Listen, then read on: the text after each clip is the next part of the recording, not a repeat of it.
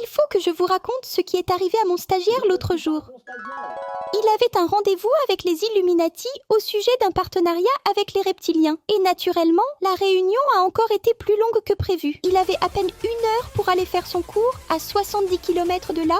Heureusement que j'avais glissé une bouteille de Y-Food dans son taxi. Comme ça, il a pris un repas rapide et équilibré. Et il n'a plus faim durant plusieurs heures. Y-Food, c'est toute une gamme de repas à boire avec différents parfums. Là, c'était de la mangue. Mais il existe aussi d'autres fruits dans la gamme fruity, comme fraises ou pêche. Et en plus, c'est bon. Voyez comme mon stagiaire se régale. En plus de ça, jusqu'au 27 mai inclus, vous bénéficiez jusqu'à 30% de réduction sur l'ensemble du site. Et vous avez encore 5% de réduction supplémentaire avec mon code tricotine-youtube ou avec le lien ci-dessous. Et Sébastien, tu n'as pas oublié que demain matin, tu avais une réunion avec les extraterrestres? Faites comme Sébastien, lorsque vous n'avez pas le temps de vous mettre à table, plutôt que de manger n'importe quoi, choisissez Y-Food et bénéficiez de réductions allant jusqu'à 35% grâce à mon code de réduction ou au lien ci-dessous. So good and tasty. Vous avez vu la dernière mode, transformer ces photos en dessins dans le style des studios Ghibli. Alors déjà, on dit pas Ghibli mais Ghibli, et puis c'est déjà passé de mode, maintenant c'est le starter pack. Et encore le temps de sortir cette vidéo, on sera sûrement déjà passé à autre chose. C'est effectivement très amusant de voir ces souvenirs de vacances ou ces photos de famille transformées ainsi dans le style de Miyazaki, des Simpsons, ou encore des studios Disney ou Pixar et que sais-je encore. Et puis en plus, tout le monde s'y met. Il y a même Macron qui a fait ça l'autre jour sur son Instagram pour célébrer les 60 ans de la protection civile. Faut dire que c'est super facile à faire et que quelques phrases suffisent pour créer une image ou pour transformer une photo. Mais je me pose une question. Est-ce que c'est bien légal tout ça ?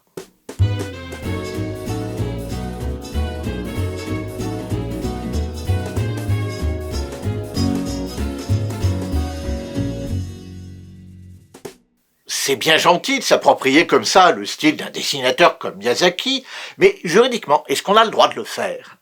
Est-ce que ça respecte bien les droits des artistes qui sont ainsi imités en utilisant une intelligence artificielle ? Parce qu'ils pourraient en quelque sorte se considérer comme étant dépossédés de leur création. Parce qu'en effet, la ressemblance des images générées par OpenAI avec leur modèle est impressionnante. On a vraiment la sensation qu'il s'agit d'un véritable dessin de Miyazaki.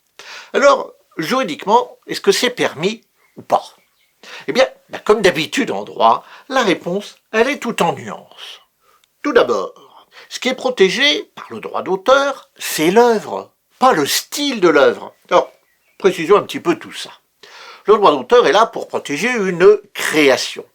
Et pour qu'il y ait création, il faut qu'il y ait un acte de création, une extériorisation ou une matérialisation du concept sous une forme ou sous une autre.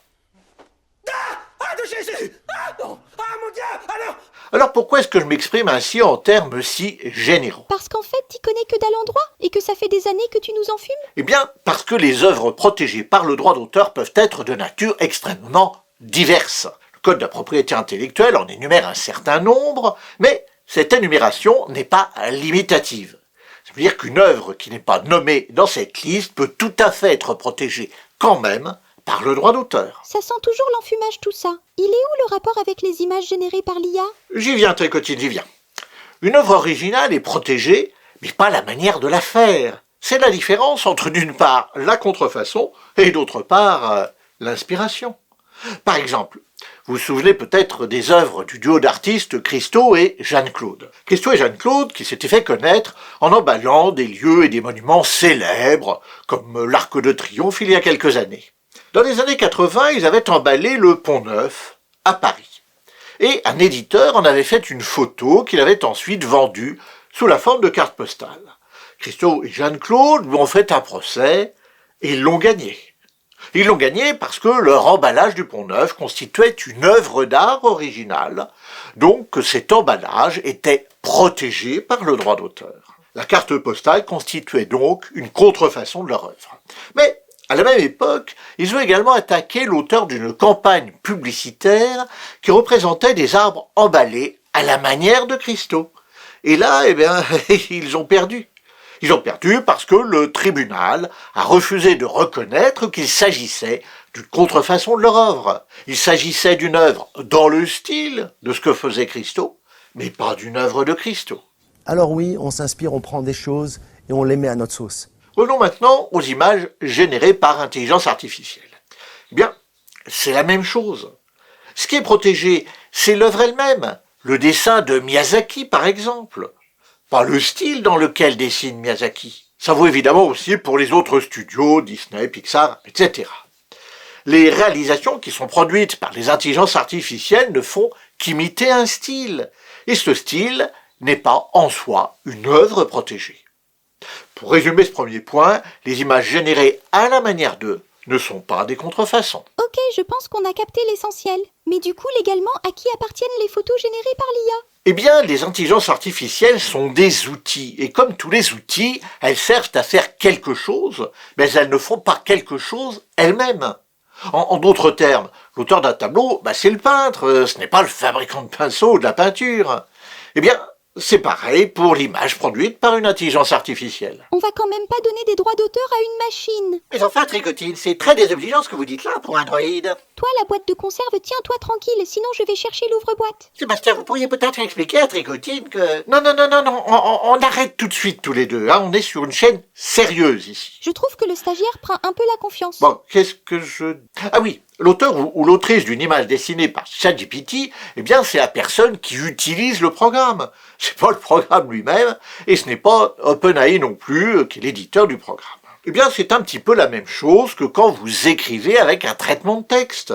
L'auteur du texte, c'est vous, c'est pas l'éditeur du traitement de texte. D'ailleurs, les CGU, alors les CGU, ce sont les conditions générales d'utilisation. Les CGU d'OpenAI affirment à leurs utilisateurs qu'ils conservent leurs droits de propriété sur les données de sortie, autrement dit sur les images qui résultent de l'utilisation de ChatGPT. Donc ça veut dire qu'on peut utiliser une IA pour transformer une photo dans le style de Miyazaki sans aucun risque? Pas tout à fait, Tricotine. En effet, il y a tout de même un risque juridique potentiel. Et ce risque, c'est celui d'être accusé de parasitisme. Parasitisme, c'est le fait de profiter des efforts ou du savoir-faire de quelqu'un d'autre en s'immisçant dans son sillage afin d'en tirer profit sans rien dépenser soi-même. Il s'agit donc d'un parasitisme économique. Mais le parasitisme est une application du droit de la responsabilité civile. C'est le même qui s'applique lors d'un accident de la circulation, par exemple. Et si le dessin dans le style de celui d'un dessinateur lui cause un dommage, alors il peut demander et obtenir réparation de ce dommage en justice. Je veux mon pognon. Je veux ce fric de merde. Oh, j'en salive d'avance. Alors est-ce que ça veut dire que si je génère une image dans le style de Miyazaki, je pourrais être poursuivi et condamné pour parasitisme? Très probablement non. Pour qu'il y ait parasitisme, il faut que l'auteur du comportement parasite en ait tiré profit.